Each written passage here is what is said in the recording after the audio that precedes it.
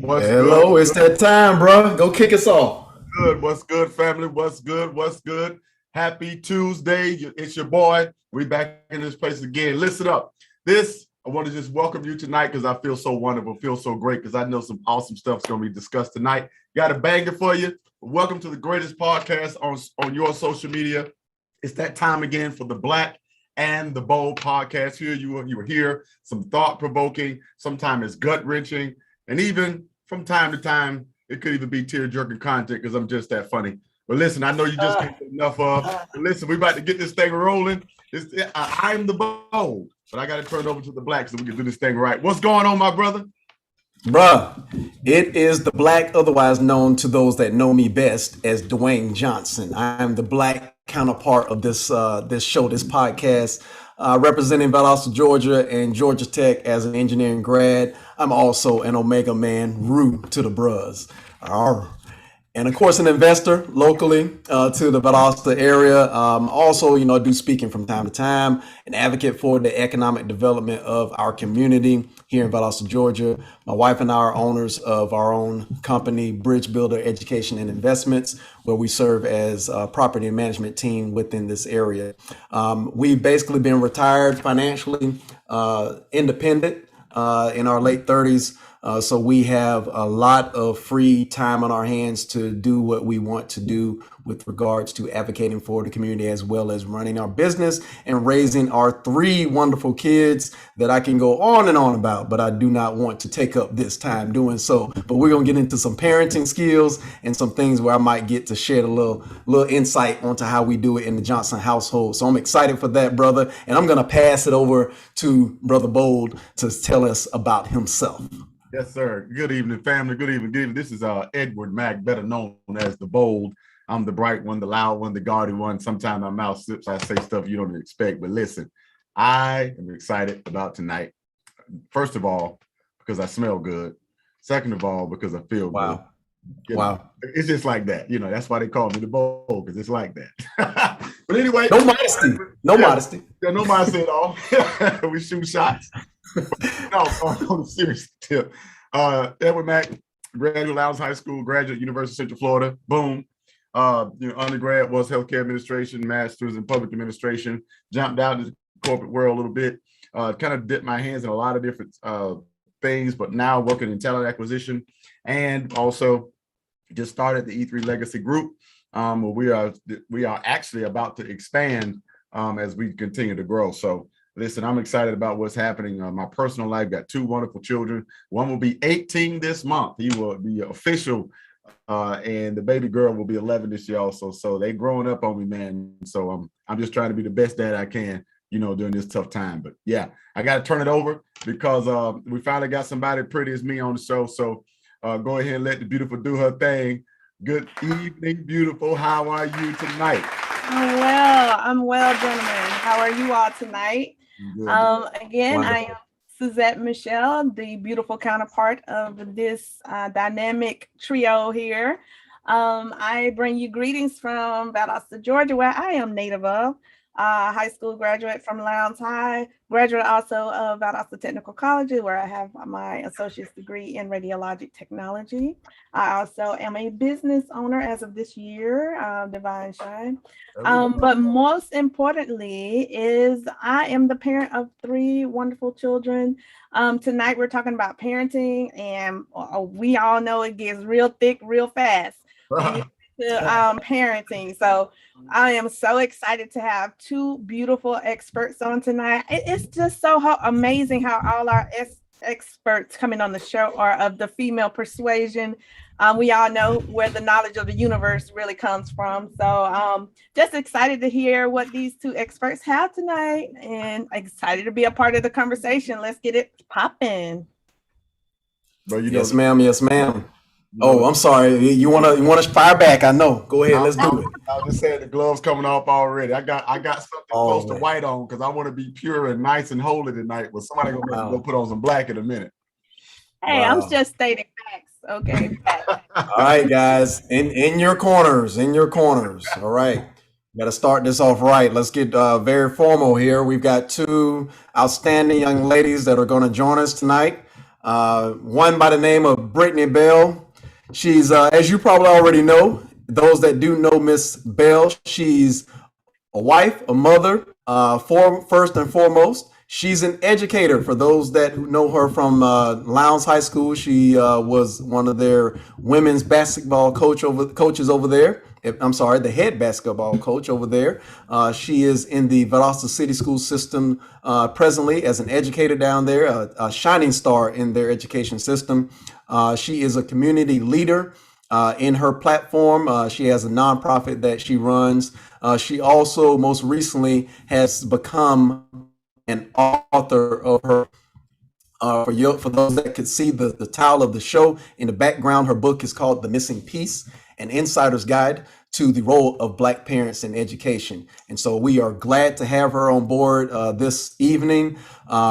She was one of the first individuals that I thought about when we kind of laid out the groundwork of the Blueprint series that we are on at this point, this journey that we're taking a turn on to evolve some of our programming and some of our exposure. We want to have some in-depth discussion with some local experts, some people who have been in these places that we're talking about and who are actually educated and schooled and professioned in these particular areas. Last week it was mental health. If you missed that one, definitely dial back to our our YouTube channel, The Black, the Bold, to catch that series also, or that interview also. In addition to Mrs. Bell, have Miss Tiffany Crowell, which she is a perinatal executive director with the Department of Public Health, where she also is the Healthy Start program manager. And I'm going to let these two ladies also dial themselves in here, opening up the phone, and they're now coming on in, connecting audio. And welcome, ladies. Please give us an audio check and let us know you're here. I'm here. Awesome. And I'm sure we'll get Miss Crowell on in a few seconds here. But Miss Bell, hey, hold on, there she is. Oh, represent FAMU. You're gonna make me change my background. But I'm gonna let y'all, your HBCUs, have it tonight. As a matter of fact, no, I'm gonna change it up. But go ahead, guys. I want to definitely welcome you all to the program. We have Miss Florida A&M University representing Miss Tiffany Crowell and Miss Educator Phenom. I mean, you are taking the world by storm here in Valdosta, just like you said you would. And I'm definitely an advocate and a fan of you too. So thank you and welcome to this show, The Black and the Bold. Ladies, Thank you for having time to be with us. Miss Bell, if you don't mind, I introed some of your accolades and background. If you don't mind, give us a elevator pitch, as they say, that I may have missed. I want to make sure you have the proper introduction. So please, you have the floor, and then we'll go to Miss Crowell. No, I think you hit everything. I just want to first say thank you for allowing me to be on this wonderful platform that you guys have established and trailblazed for us. Just the audacity to be Black and bold, right? The audacity. So I really appreciate being a part of this space with you. I don't think you left anything out. You named all my most important roles: wife and mama and teacher, and whoever I need to be to serve in that moment is who I am. So I'm just happy to be here. Yeah. Hey, I like wonderful. Audacity, bro. She said audacity, to be bold. Audacity, yeah. That's what I'm talking about. That's right. Yeah. All right, Miss Crowell, if you want to, and am I pronouncing your last name correctly? Because I don't know. It is Crowell. Crowell, all right? Yes. Okay, so as our educator families know, that's a emphasis on the first syllable. Right? It is. Crowell. It is Crowell. Okay. Yes. Oh, well, Crowell. So emphasis on the latter syllable. Crowell. Both, right?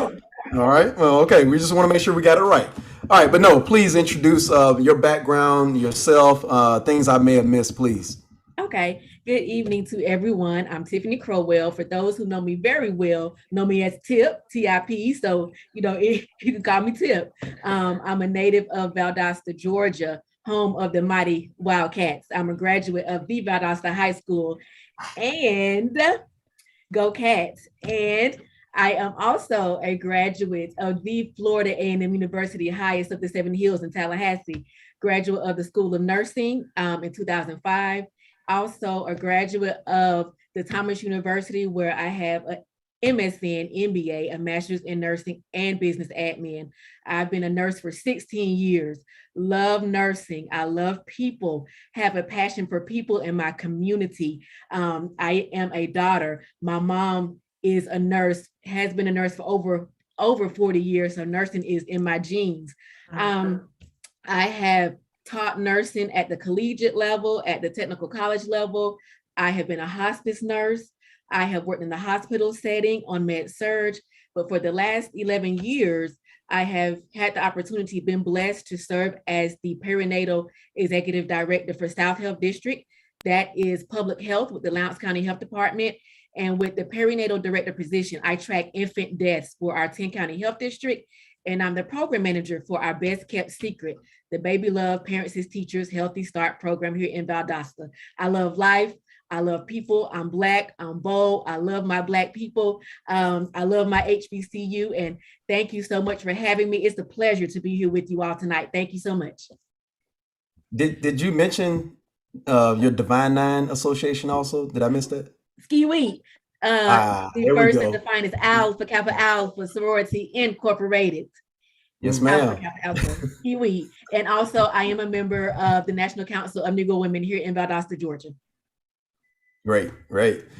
I tell you, well, we got a beautiful family tonight, I tell you. And so I'm just glad that we, bruh, sis, bold, beautiful. I'm glad that we have this opportunity, this platform. I'm every time encouraged when we have guests on the show so that we can pick you all's brain. We were just talking about this. We kind of just, to be honest and transparent, we usually have a lineage of questions that we kind of formulate. And like I was telling everybody else on the panel here, or excuse me, our Black and the Bold featuring the beautiful here is that, we all kind of have lived this, and we have had successes and failures as parents personally. And I think that a lot of this conversation tonight is going to be very natural because Bold and I talk a lot with regards to our kids, and we have a good sense of going in the right direction. So I think a lot of what you all are going to share tonight is not going to be surprising to us, but we are going to be able to learn a lot that you all provide nonetheless. But it's really for our viewers. And I want to make sure that, those that are listening, your followers, our followers along this journey tonight have an opportunity to hear things that they may not have known. I mean, Tiffany, in your area with prenatal care and the nursing arena, I tell you, I would not know a lot about that. I mean, even on the calls that we have that you've invited me to be a part of, I learn a lot each time.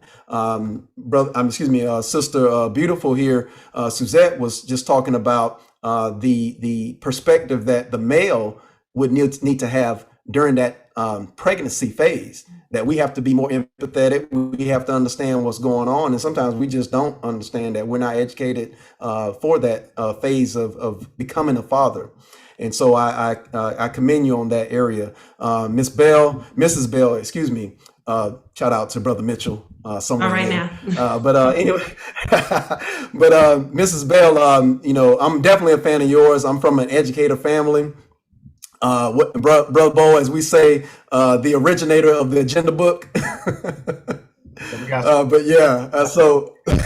So I'm a huge fan of what you do as a coach also. And also just as both of you, unapologetically Black. So I think this is going to be something that we're going to be able to sink our teeth in tonight. And I hope that those that are listening and chiming in and filing in have an opportunity to gain a lot tonight. Brother Bold, Sister Beautiful, do we have anybody that you want to give a quick shout out to on the line with us at YouTube area? Absolutely. We always have our faithful fans that come back and support us every single week. So I definitely want to give a shout out to them tonight.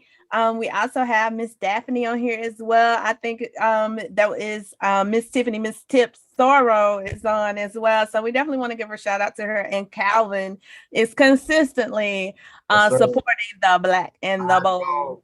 So we definitely want to give a shout out to them, and we invite all of them to go ahead and put their questions and comments in the chat for while we have, the floor and the attention of these two beautiful experts tonight. We want to make sure that they're encouraged to go ahead and get the questions out and as it can relates to parenting. So shout out to our viewers. Absolutely. And so, Miss Bell, I'm going to kick this off. You have achieved a marvelous feat that I definitely am inspired to be able to do. You conquered that mountain. And so once, as they say, you got the taste of it, I'm sure you'll be back for more. We're going to see more publications by you, and I'm looking forward to it. If I can get this in the camera, I know it's kind of jaded because of the video virtual screen, but there you go. Thank you. You got a better shot. I'm playing games with my virtual background. But yes, the piece, that book, as you can see, I definitely got the order in over the weekend, and I've already started. I must admit I didn't make it through, but I'm definitely book. And I tell you, it is a great journey. And my wife and I, we see ourselves in that with you. Can you explain the book a little bit more? Absolutely. First of all, I just want to give a shout out to Dr. Crowell, because when you say introduce yourself, I said, oh, that's how it's done. Oh, okay. Okay. Let me take okay. That's what we need to do. Listen, Ms. Bell, I claim it. Listen, I started my doctoral journey in 2019, but of course life happened and I stopped, but I need to pick it back, get back on that journey. So thank you for the confirmation, Ms. Bell. Yes, there you go. Let me affirm all that doctoralness on your life right now. That was wonderful. I was like, that's how you introduce yourself. That was good. Okay, I just wanted to get that out of the way because that thing was on my heart. Okay. But in regards to the book, so the missing piece. First, that was not the initial title, and I think this particular crew will appreciate this. The initial title of my book was "Why I Hate Teaching Black Kids," right? And I thought that that's an. Well, you're breaking up a little bit. What you say? I say that's an attention getter right there. All day long, right? All day long, and then to see my face like. Yeah, me. I'm the one that said it. I even played with the idea of having this like really, pretty blonde white girl on the front, and I was like, oh yeah, this is gonna fly off the shelf, right? That was my initial idea. But the background of where this thing was birthed from is basically what we call in education and many other businesses water cooler talk, right? I don't know if you've heard about this, but typically educators, what we do when we are talking about to college students that are going to enter the profession of education is don't get in the water cooler talk, right? Don't be in the teacher's lounge complaining about your administrator, complaining about the kids and all this is wrong and I got to turn lesson plan. Don't get into that. Don't get jaded with education, right? But actually that's how this book birthed itself, right? Is because I became a little jaded. Anytime, I got out of college and of course I'm ready to save the world, right? I'm going to educate every kid until we just change the world. I'm going to be the light I want to see and do all these great things. And then you step into a classroom and you go, they didn't tell me this is what it looked like. Nobody told me. What is happening? And so you have those experiences, and then the thing that I noticed a lot, my first teaching job was at Lowndes High School, and where it is a predominantly white school. Oh, family's coming home, guys, sorry. But it's a predominantly white school. And what I noticed is like, man, a lot of the disciplinary problems are kids who look like me. So what's the phenomenon here? What's going on here? And what's the image that's being set here? And I was the basketball coach, and I was the first Black female basketball coach at the school. And so I feel like I had a kind of extra responsibility there. And so I'm having these experiences where I'm watching these things. And I'm like, man, they seem to be, some of the problem kids seem to be our kids. And then I had the experience of going to Valdosta High School, where the school is predominantly Black. Well, first Newbern, and then Valdosta High School. And I'm like, man, I'm seeing this. And I'm connected with a lot of teacher groups. And when there's a problem, it's typically us. Now, some of us in the community like to throw away and say, oh, those are just white teachers. They just, no. This is a common consensus of a lot of teachers of many different shades and colors that it's our babies, the ones in there cutting up.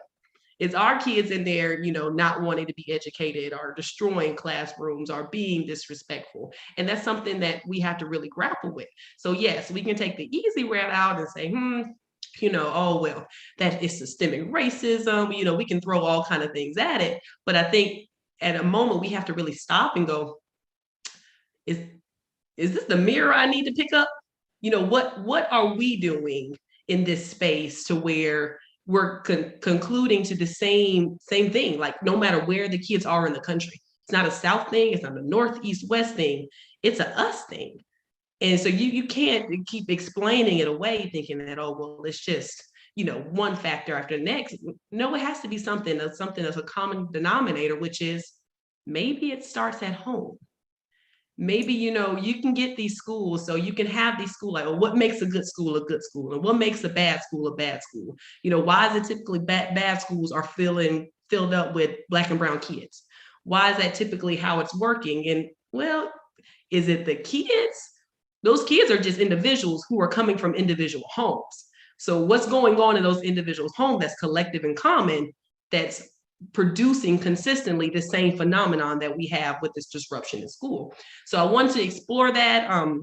I wanted to give language to that without being shameful, right? I think a lot of times when we talk about parenting, our community, we got a lot of old ways, and very strict ways when it comes to parenting, right? You do what your mama did to you. Happened to me, this is how it's gonna work, right? So we're not all the way open to some of these new things that are out there, which are not really new, but more, conscious, right? In regards to the whole child, of thinking about parenting and thinking about, just don't do what I say, but actually explaining this is why you do something, so you can own this type of behavior. So I started to get into that work where I stop wanting to blame the child. It's not the child's fault. I found myself now, shamefully, right? I found myself in the classroom saying, your mama will be ashamed of you. Your mama won't want you acting like this, and I had to pull that back because I ran into experience where they mama didn't care. And it's kind of like, oh, well, where do I go from here? Well, I care about you. Where do you go from there? You were there, you're like, call my mama, shoot, let me know when you talk to her. I was like, okay, all right, well, that's a common thing, right? When you're running into that, and you have to really ground yourself. So I wanted to start saying, okay, let me step away from the children a little bit. Let's rewind this thing. Let's talk to the parents, because instead of shaming them and why don't you raise your kids better? Why you got your kids up at the school acting like this and embarrassing all of us, right? Maybe give them practical things, because you don't know what you don't know. Yeah. You flat out don't know what you don't know. If I may, I'm going to read an excerpt in your book. This is the beginning of chapter 7. Black kids don't read. And by the way, I like the way you titled each chapter. It's, again, an attempt getter, but these are the common things that are spoken about our children.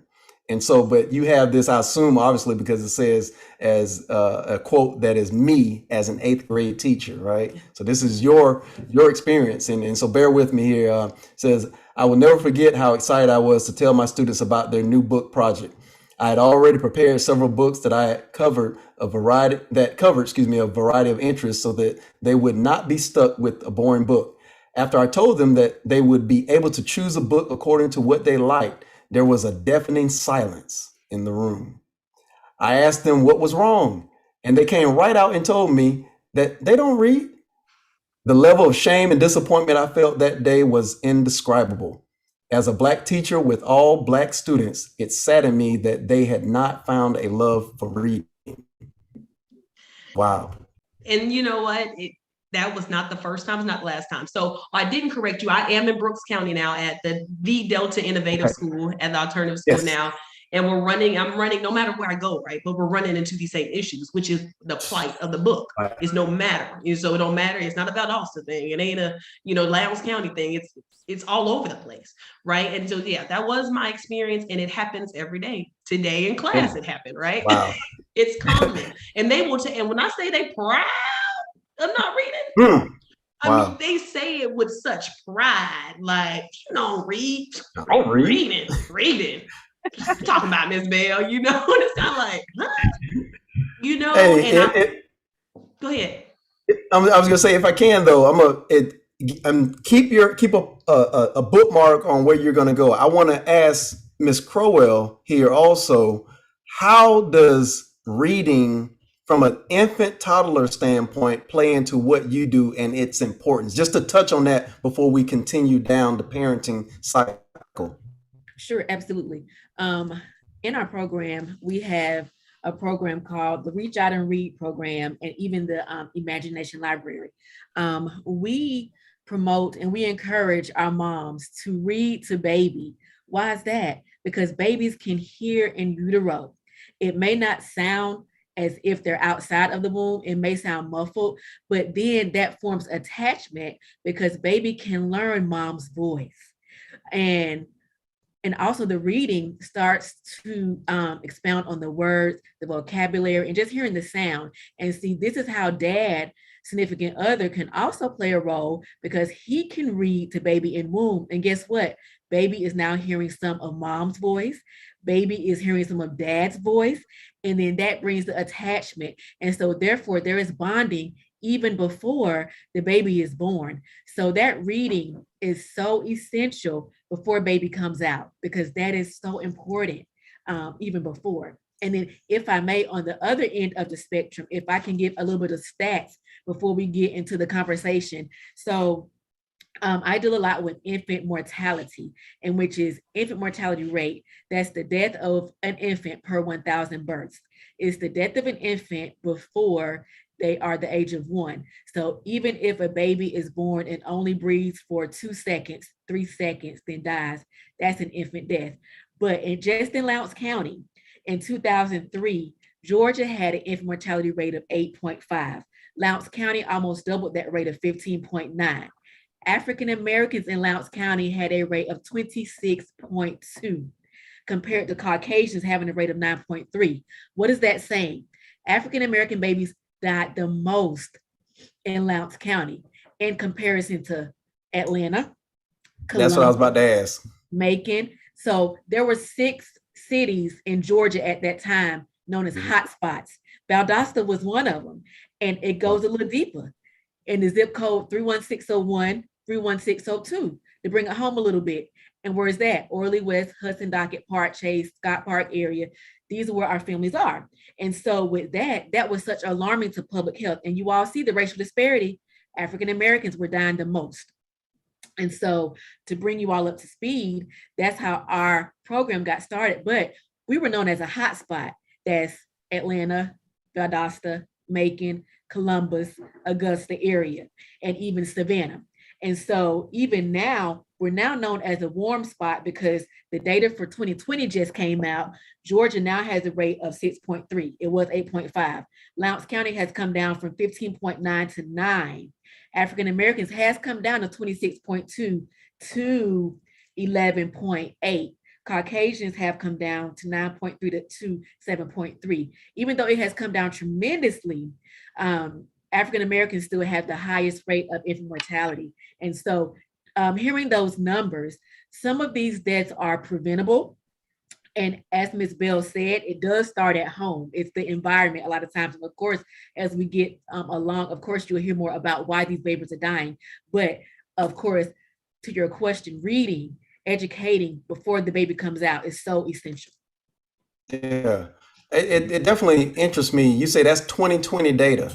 Now that's the year of COVID. Now, and I also saw a shift in interest, for both of you in a sense, and in regard to both of you and what you represent as far as education and infant mortality. Those infant mortality rates went down, even though we still were the highest, but it went significantly down. And then also, Mrs. Bell, there was a peak in interest in at-home education during that year also. So it's interesting how we responded in education and the decrease of infant mortality during the year of stay at home and do for yourself, in a sense. And it's probably the worst of the way to say it, but that does an interest of the data proving something there. How do you respond to that? And two, I would even say with the data, a lot of times that has to do also with the number of births that occurred during their year, of course, during their years. So there may have not been as many of births as there were in the previous years. However, with the infant mortality rate going down, that is showing that there is more attention given to prenatal care. There is more attention given to moms preparing their bodies to have a baby. There is more attention now to healthcare, and there is more attention to access to healthcare, because that is one of the concerns, and that was one of the causes of the high infant mortality rate as well. So a lot of things has shifted for the better since 2003 and 2004. Okay. Mrs. Bell, how did you want to respond to that? Yeah, absolutely. In regards to education, you had two different things happening, right? You had more parents paying attention because they had to, right? Your kids are at home, you're trying to figure out this computer thing, you get your kid on the Zoom or the Google Meet. So it was a lot coming at you. So you actually had to pay attention, right? Whereas parents, sometimes when you're working, you have the ability to disconnect and just, go with the, how was your day at school? Good. All right, moving on. What's for dinner? Right? You had to move away from that because your kid is in your face the whole entire time, and their needs are there right in front of you. You had to address them, right? So you had those kids who were like, oh, well, waking their parents up a little bit to, oh man, I've missed a lot. I need to kind of find out what's going on. Oh, that's what your teacher looks like. Oh, and now that I'm paying attention. But you also had the other side of that, right? Because you had the parents who didn't care in the first place, and that they really didn't care, right? So at least you had the support of the school, who was still able to support that kid a little bit. But now when they were at home, so those who were doing bad would start doing a lot worse, right? So across the nation, we saw grades plummet all over the place, right? And we know now I teach at a school now that is dual. We do both virtual, and they were doing virtual beforehand. So we do both virtual and face-to-face. And the kids will flat out tell you, my mom said I don't have to go to school. Or, like, Miss Bell, I ain't coming to school tomorrow. Why? Oh, I don't want to. You got a choice. You got a choice to do this.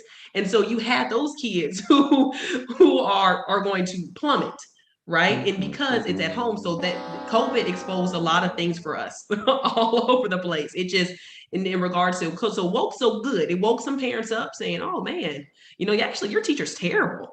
I actually need to pay attention more often because your teacher sounds like she don't know what she's doing, right? And you had the parents who were like, they selling kids Chromebooks. Like, I can give you horror stories, right? I can give you horror stories. But yeah, so in regards to being a double-sided kind of phenomenon, we definitely saw the education. And of course, it will always hit, just like the rates were higher for Black women, right? In regards to infant mortality, they are higher for kids failing, for Black students. It's always going to hit our community higher because we are not self-sufficient enough at this point, right? We're still very dependent. And so when we have to get in these spaces where we have to kind of do for ourselves, we struggle.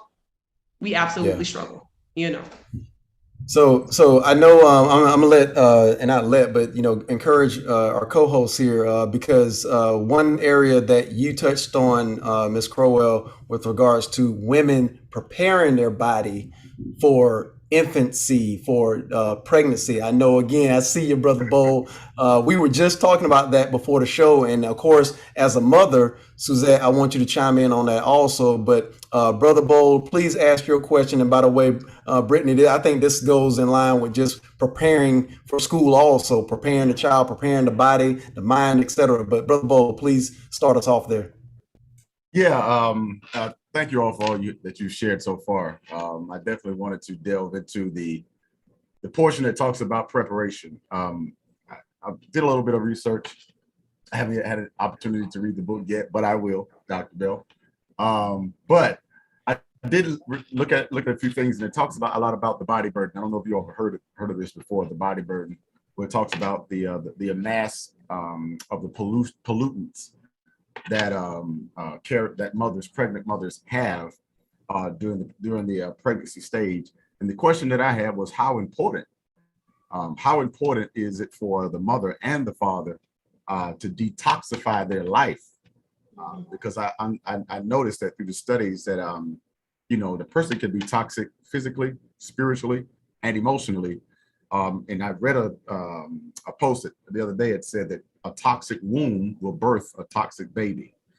And so a lot of times, I don't think we focus a lot on preparing ourselves for the child. And I think a lot of the times, well, lately, we've been birthing a lot of toxicity that is kind of repeating itself generationally. And I think it's because we're not preparing ourselves for children. I think a lot of our children are just kind of popping up and just happening out of whatever situation, whatever your circumstance was. And we don't prepare for children like we did generations before. So I wanted to ask you all, I guess we'll start with Dr. Crowell. How important is it for both mother and father to prepare or to detoxify themselves so that they can be, ready for their child when they arrive? Very important and great question. I'll start with the physical aspects. A lot of pregnancies are unplanned, in which they're not planned. I know we have a program called Family Planning, in that we do encourage. However, we start off encouraging women of childbearing age to prepare their bodies for pregnancy. That is eating healthy, increasing the water intake, and taking folic acid. And we don't hear a lot about folic acid. That prepares the brain and spinal cord of the infant in utero, because if there's a lack of the folic acid, the brain spinal cord can develop outside of the body and create problems. However, planning for pregnancy is something that we don't like to talk about to our children who are in high school and middle school, because our youngest client in our program has been 13 years old. However, in schools, churches, homes, pregnancy is not talked about. So how can our moms, dads detoxify if it's not discussed? So that's one thing I like to see that our moms and dad prepare for physically. For example, we see a lot of men don't like to go to the doctor. However, it's important. We encourage both men and women. Go get your annual pap smears for our women. For our men, go get your blood work, high blood pressure, diabetes. Why is that important? Men don't know that if they have high blood pressure, that can be passed on to their baby. If they have diabetes, that can be passed on to their baby as well. So this is important. And also genetic testing. And this is something that was discussed on last week. The sickle cell trait that's prevalent in the African American community. If the mom has the trait, the dad has the trait, that can be passed on to the baby. But how would you all know if you're not prepared? So it's important to prepare your bodies and your minds mentally, and your environment. For example, I like to say environment. Some infant deaths occur because baby doesn't have a safe place to sleep.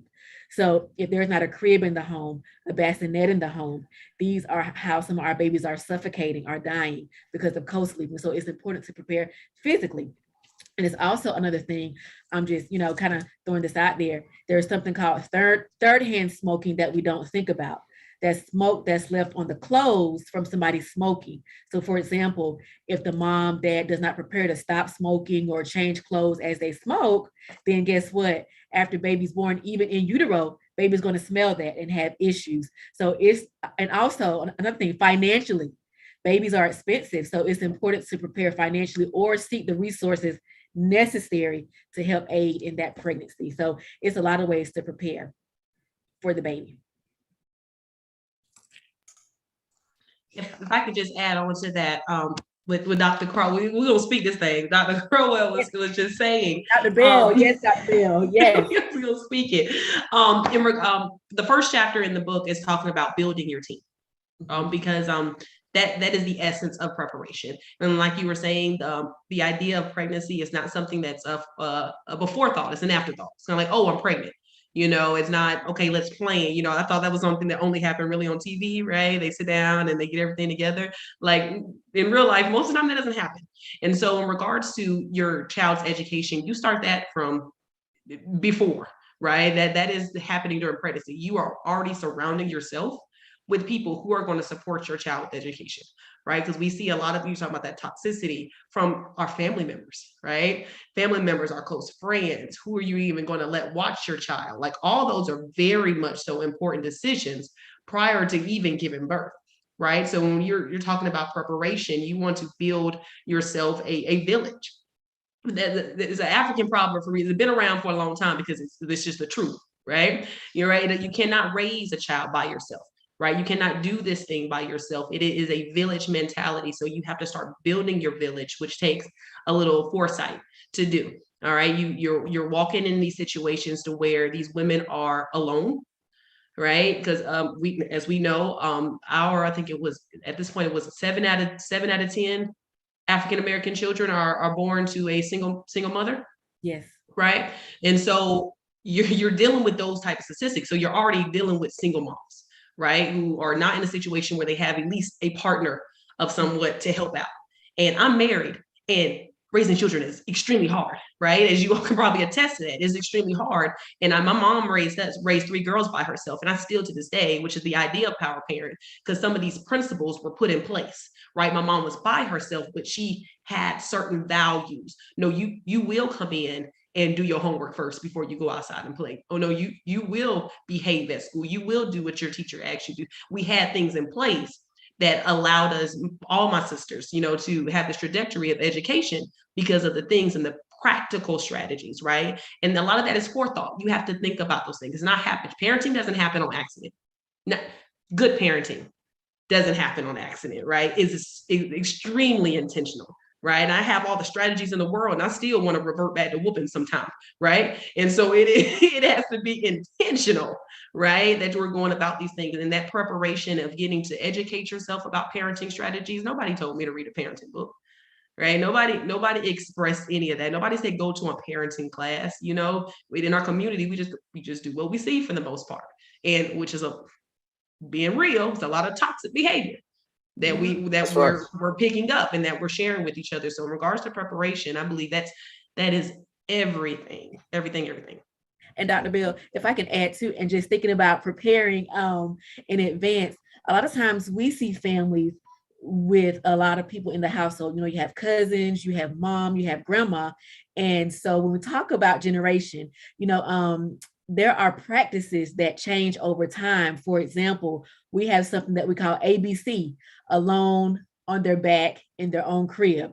Mm-hmm. And we've come across where the grandparents say, I put you on your stomach and you were just fine.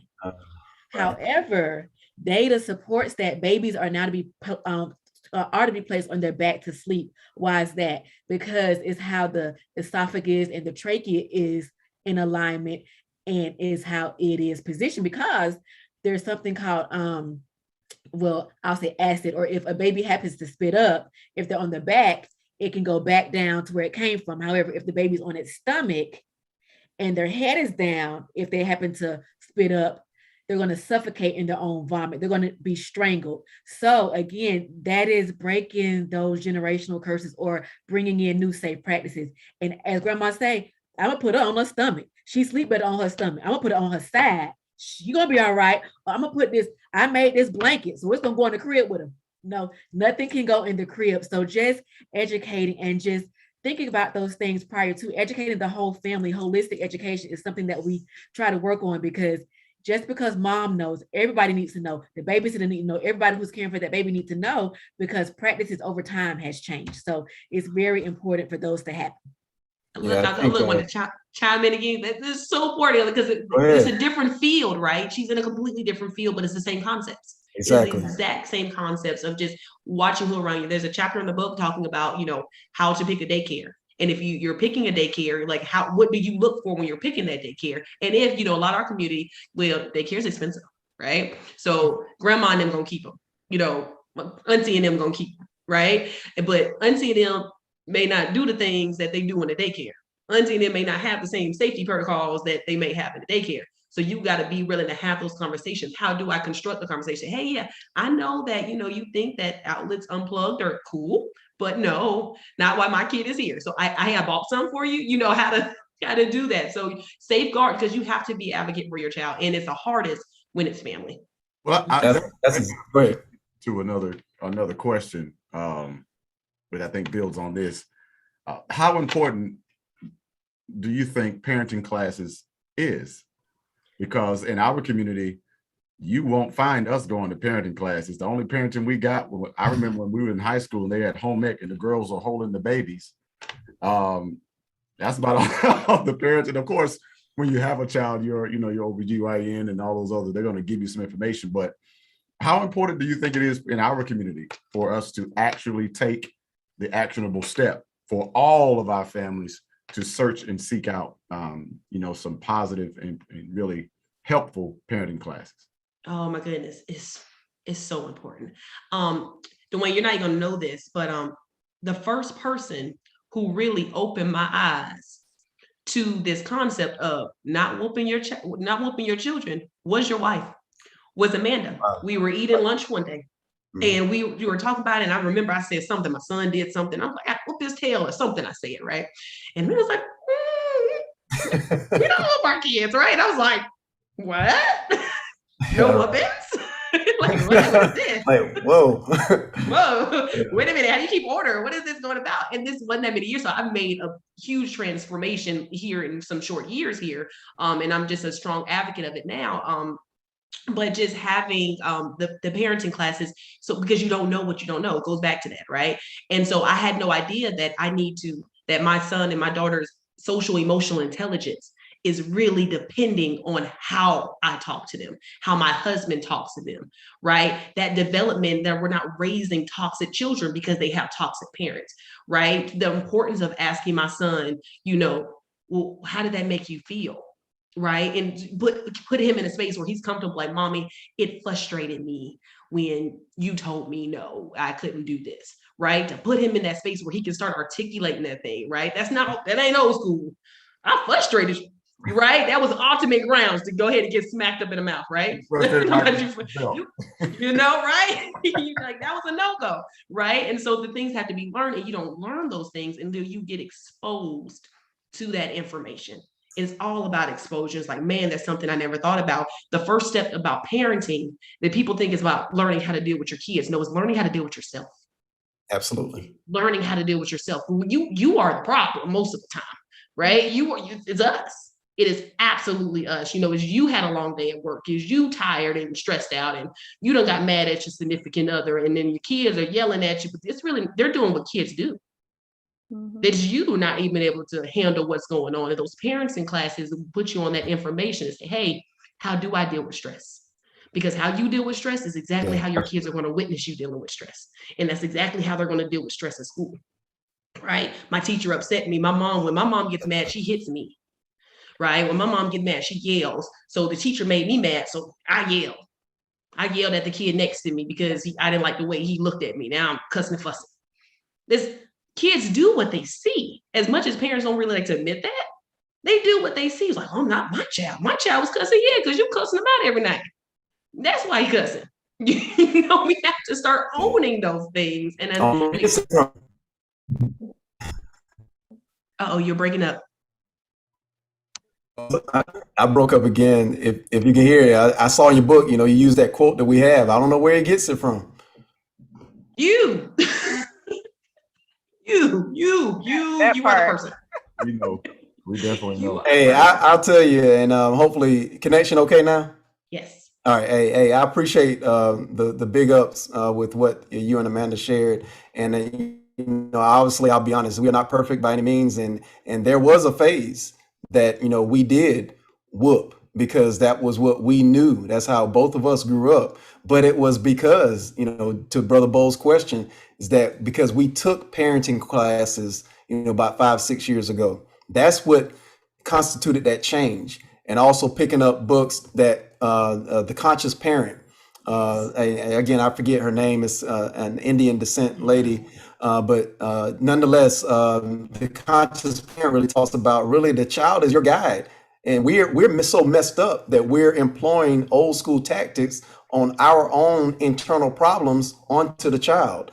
So a lot of that was just going to work on ourselves and steering away from old school tactics, because what we're doing is damaging to the child. And we have to really come to terms with that and understand that there are better ways to parent. But to your question, yes, Bo, we definitely need parenting classes, need them like a cure.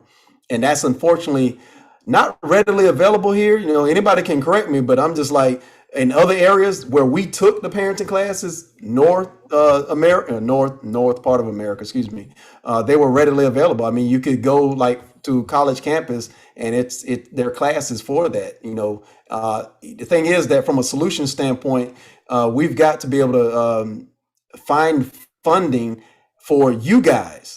I mean, I know that you've got the Department of Health, Dr. Crowell, and we'll get more funding for Dr. Bell here. I love what we're doing here, but definitely we've got to get funding for you guys to have a platform beyond where you stand now, because this has to be something that we can offer to everyone in our community without a doubt. Absolutely. Absolutely. Yeah, absolutely. And I think the parenting videos that I'm doing with Power Parent, if you guys are following that, I don't know, but I have a YouTube channel. It's called The Power Parent, and it's for shameless plug. Shameless, not shameless. It's not shameless at all. Please plug away. Yeah, I'm a subscriber, by the way. Ooh, thank you. And it's definitely. but it's for what you're talking about. Is because what we're dealing with, and I'm pretty sure you all can attest to this. It's a cultural thing. We're dealing with so much cultural, having to normalize certain things, right, within our community. Education is one of those things that we're renormalizing, right? It used to be normal, right? It used to be something you strive for, but then something, a lot of factors came along the way where it's not valued as much as it used to be. So I love when you said that up north, they were readily available. Remember, this is South. We don't ask, we don't talk about things, we sweep things on the rugs, because God knows you don't want to be looked at. It's the shaming, as we have here. Everything needs to be together. Everything needs to be, it's all for show. And that's a very Southern thing. And in our community, it's even deeper, right? Because we definitely, we're fighting against, a history of trying to assimilate into a different culture, right? So you definitely have to look a type of way and be a type of way. You don't want to be that person, right? So you don't want to really you can't go nowhere to really tell folks you got issues. The reason why we're not in therapy. Right? We can't tell nobody we got issues, so the only way you can get to these classes is that you have to first, what's the step, like an addiction, like admit you got a problem, right? Nobody wants to admit they have a problem. So that's our community does have those programs available, but like you said, they're very not popular. And a lot of the bulk of our community is not seeking them out. And a lot of the programs that are implemented in our society is court ordered. So most of the time. So that's right. How a lot of people are, initiating them. But I do have some questions for our experts tonight. So Dr. Bell, you mentioned you don't know what you don't know. And there is a section in your chapter about parents have no idea what a 504 plan is. And I'm gonna add an IEP plan in there as well. And with that being said, I think a lot of parents don't know what resources are available to them, because it's not something that goes out with every child at the beginning of the year, in terms of, open house or anything. Those programs usually come in play when it's basically necessary for it to be implemented. It's not used as a resource, so to speak. So tell us, what type of resources do you feel parents with troubled children, as you stated at the beginning of the segment, that our kids usually have the issues? What resources should they reach out and try to help get their kids back on track? Okay, to put this in the most simple form, right? This first step is be brave, right? Just be brave. And it's stepping out there and saying, I don't know what this is. I don't know what I'm doing. I don't know how to help this situation. The school is a plethora of information. We just have to be brave. You just have to be brave enough to not wait for the teacher to call you and tell you, your child was cutting up today. No, we think it's a problem with how they're learning. Don't wait there, because you already know. You already know. You know what I'm saying? You already aware. You just got to pick up that phone and say, hey, I'm noticing my child is struggling. I'm noticing that for some reason he keeps bringing home these failing grades. What can I do, right? What is there? What's out there? So in regards to, because I don't want to pick up time just expressing all because so many resources out there for parents to take advantage of, if they can just be brave, right? Because just go to your school, right? And if you are denied or you don't feel welcome, go again. And go again after that, because your child, you have to advocate for your child, right? Be that parent where teachers see you coming and like, here she go again, right? You be that parent, right? Because your child is the most important thing. And you have to put all your, come on now, come on, dad, right? Be that person, because we complain all the time. Oh, parents they just don't care. They're just not, they don't even call, which a lot of them don't, right? But then we also got an attitude when you're calling us every week for a check-in, right? So we just got to pick what side we're going to be on and stick on it, right? So you can't worry about that as a parent. You just have to be brave and say, what is my child needing? And it comes with, again, I want to hit on that because I hit on that in the book. Stop waiting for teachers to contact you. Right. Just stop it. You gotta call. You gotta call. Like I sent emails before my child. Who's our child teacher? So my child's name is Mitchell Bell, and he's this, and he likes this, and sometimes he gets really emotional, and when he's upset, arm your child. Safeguard your child with that, right? And because if you wait, we got to stop thinking teachers are superheroes. Yeah. There's a lot of so many amazing teachers, but there's also a lot of sorry teachers. Yep. Let's just be real. And that's not just education, that's every profession, right? You got some really, really good doctors, and you got some doctors that, well, how did you get here, sir? How did you get here, ma'am? What happened, right? So that's everywhere. So you can't just throw your child out there to the wolves, right? You just don't know, just hoping like a lottery pick, you're going to get a good one. You got to check, because I'm telling you, and I put this in the book and I cannot stress this enough, teachers will respond to an active parent. Because if they sorry, they're going to respond because you keeping them on their toes. They may be sorry with everybody else's kid, but they ain't going to be sorry with yours, right? Because you check it, right? So those resources are there. And if you keep at it, you will gain all the knowledge that you need to have. And as a parent engagement coordinator, this is my job to make sure parents have access to this. So you come up here, like, I don't care, we up here for 2-3 hours. What else you need to know? I love that. Because that's a perfect affirmation to just be brave. Because a lot of parents are, I don't know what to do. I don't know. And so just be brave and start there first within yourself. Be brave. I'm going to do this. So yes, I love that. Right. And ask as many questions. You're sitting in, I've seen so many times, and I'll get off the soapbox, that parents sit in those IEP, individual education plan meetings with students under the law of IDEA. They have to get services and accommodations to make sure that we have an even playing ground, pretty much in most simple terms, right?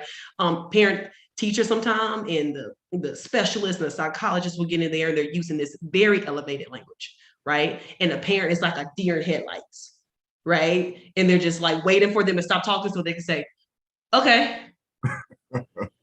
Okay. And I'm just like, she has no idea what this lady is saying, right? I have no idea what this lady is saying, right?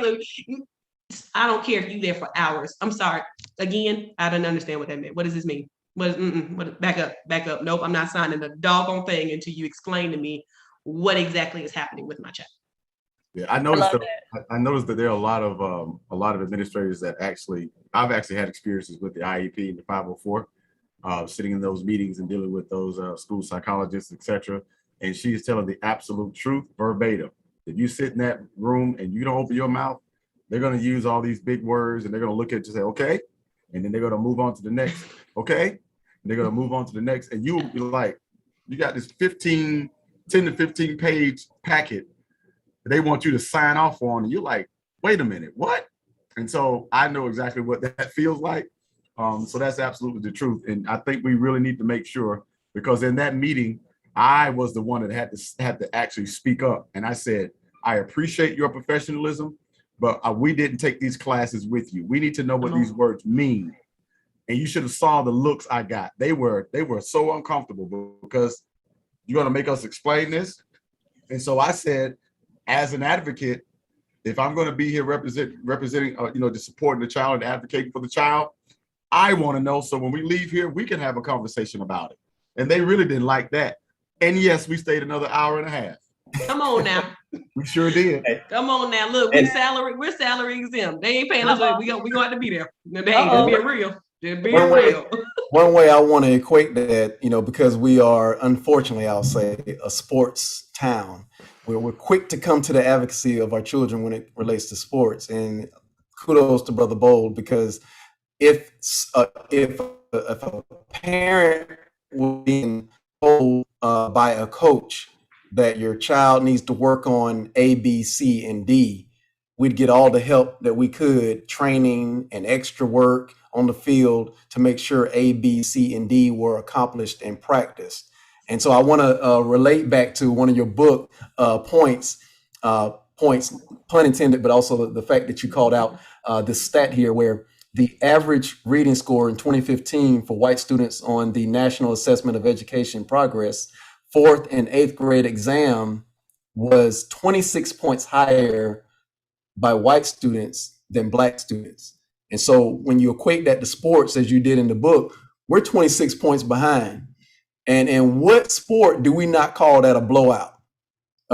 Wildcats, y'all should know y'all were what, 21 points? Yeah, down? 21-0. You know how that feels. You didn't expect that one, did you? You gotta stay on your toes with the black and the red now. Flag on the play. Hey, we got that too. You can get a flag. Hold on, sir. I got you. Suzette, we know. No. Right? No. We can do that for you. Flag on the play. I'll accept that. I'll set that penalty. Sometimes, sometimes you got to do pass interference just to prevent the touchdown. Sometimes we're gonna just do it in that was underhanded right there. Yeah. Come on now. We yanking your arms down and everything on that one. It doesn't matter. We're gonna put you in the while we put you in the penalty box. We're gonna go to our viewers over here. Hold on. That actually, it wasn't a punchline. I'm so sorry, by the way, but it was a transition. Well, before we transition, one of our viewers. No, it's not a total transition. What I'm saying is that I was making a point of relation to the fact that our stats show that we are 26 points behind. And you relate it very well in your book to the fact that what are we doing now, connecting it back to if we were on the field and we saw that our kid was not doing well, performing well, we look at how we are coaching that child. So if I go backwards in the book a few pages, you talk about how we allow our children to watch and listen to things that are not promoting education, a love for self, and that correlate to other principles that we as parents are teaching or desiring for our kids to exemplify. So basically what we're doing is we're setting ourselves up for a battle. Yes. But yet and still, if it was in another arena, i.e. sports, we would do everything in the advocacy lane for our kids. And so we've got to do a better job as parents in the education system or recipients of the education system to work with our coach in the classroom that is a teacher, by the way, and go to that coach and teacher to find out how can my son or daughter perform better. Absolutely. One of our viewers is an educator. Miss Felicia Williams is viewing with us tonight. One of our educators, and her comment tonight is the resources are there, but some parents don't know how to be an advocate for their child. Some parents are afraid of their child, and some parents need help themselves. The child falls through the cracks. So goes back to the affirmation and the recommendation that you said earlier, Dr. Bell, be brave. You got to muster up. You got to decide what do you want more? Do you want to advocate for your child being successful? So you definitely got to muster up the courage to be brave for your child. Daphne also chimes in tonight and says, no Planned Parenthood. We talked about that earlier. Dr. Carwell did. Children are born due to having unprotected sex and being fertile. So we gotta go back to some planning, you know what I'm saying? Got to be conscious of our actions and the decisions that we make as adults because they affect our children. I like to ask.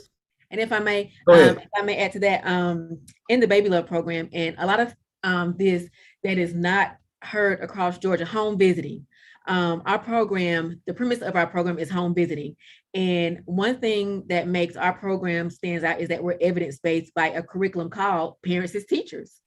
So of course, Dr. Bell, parents as teacher, and not only our parents have to be brave, but a part of what we do is we empower our moms, we empower our families, and our Parents as Teachers curriculum, it focuses on 3 areas of emphasis: family well-being, development-centered parenting, and parenting-child interaction.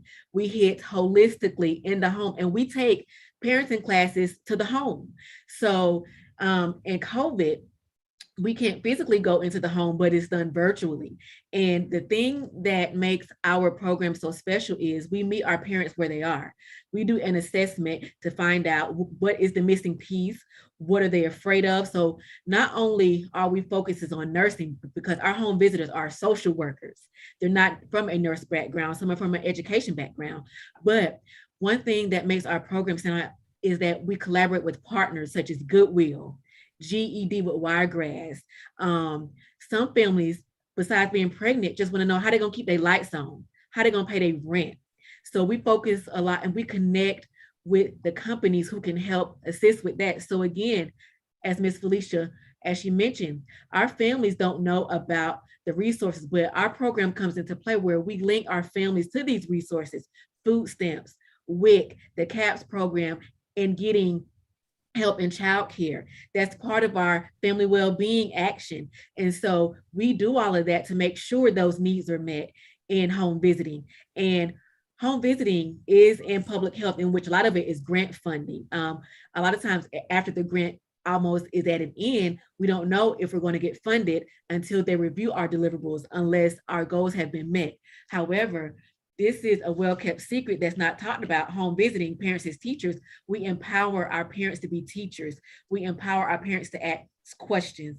We also have education sessions every month just to bring them together so that they can hear each other's stories on how to be just effective in the home and effective outside of the home. We also connect them with the Goodwill Career Center, just how to get a job, how to do a resume, how to dress for success. So not only do they have to worry about pregnancy, they have to worry about their home. So that also brings empowerment, enthusiasm into the home just to be parents after their child is born. And another thing I want to add that our program has added up under Healthy Start, we have fatherhood program, because all we hear about a lot of time is mama, mama, mama, but mama didn't make baby by itself. Daddy was involved. So now we have the fatherhood piece, which also has a curriculum, 24/7 dads. And this has been very interesting because now the dads have their own sessions. Every week they get together, instead of in person, it's through conference call. This is a safe place for the dads to talk about, how do I be a dad to this high-risk mom? How am I even important? How can I support her during breastfeeding? What do I need to take to the hospital? How do I need to help her, because she's a high-risk mom or either a first-time mom, but I'm a first-time dad. Who's going to support me? So some of the classes they talk about is communication, co-parenting, their family history, discipline. So it's important to bring the whole family together to empower. And we even get them empowered with resources, suits to go on the job interviews. We provide that, just things like that. I think is helping in the home, and that brings it all together holistically, engaging, empowerment, enthusiasm, and just to be I would say a successful family, a productive family in the community. And it doesn't stop there. We enroll our families at the time that they're pregnant, and we keep them up until the baby turns 3. And so we're there during pregnancy, before pregnancy, after pregnancy, and we engage the mom and dad. So it's all about empowerment. And the main thing is, I heard you all say resources. We do a lot of screenings during our home visiting. We screen for developmental delays through the Piccolo screening, ages and stages screening, and we even screen for postpartum depression. But the thing I like about home visiting, we may be able to catch those things before they get to the doctor. If you've ever been to the doctor, don't the doctor seem like they in and out the room? You got time to ask your questions. You forget your question. I mean, I don't understand the word you just said. What did you just say? So with home visiting, they're able to ask our questions, and our home visitors are trained to do these screenings. So if we detect autism early on, then I can refer them to Children First. I can refer them to the Babies Can't Wait in the health department. So these are the resources that a lot of people don't know about, but are available just through home visiting, and we can catch it early to give that referral or that linkage to what they need to be linked to. Question for you. What, and just a quick question as far as funding. What funding do you get from United Way? We do not get any funding at this time from United Way. Okay. Brittany, what funding do you get from United Way? No funding right now. That's what I need to know. Appreciate it. Dr. Quarwell, I wanted to ask you concerning resources because you mentioned a plethora of programs, the 24/7 dads, the reach out and read, the parents as teachers. To our viewers, is there a cost for these resources? These resources are absolutely FREE, free. It can't get no better. Can't get no better. Right. Free. Oh my gosh. They are. What I was hoping. Yeah. And you know what? There is no income base or anything to be in the Baby Love program or to get any of these resources from the health department. And those are a lot of questions that we get, you know, is there any fee? There's no fee.